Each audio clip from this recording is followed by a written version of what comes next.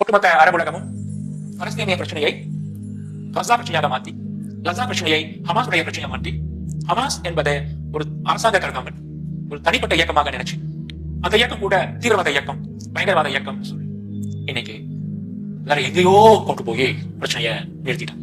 So மிக திறமையாக Israel இந்த பிரச்சனையை கையாளுகின்றது. அந்த திறமையில் 100,000 பங்கு கூட இல்லாத அரபு தலைவர்கள், அரபு நாடுகள் மிக கேவலமாக இந்த பிரச்சனையை அணுகுகின்றன. அந்த அணுகுமுறையின் முட்டாள்தனத்தினால் ஏற்படுகின்ற விபரீதமான பல பின்விளைவுகளை நம்ம கண்ணுக்கு முன்னாடி நம்ம பார்த்துக்கிட்டே இருக்கிறோம். ஒரு விஷயம் எங்கேயோ இருக்குது, என்ன பண்றதுன்னு யாருக்கும் தெரியல, என்ன நடந்ததுன்னே தெரியல, என்ன ஆகணும்னு தெரியல. விரக்தி அடைஞ்சு போய் விரக்தி தான் அது.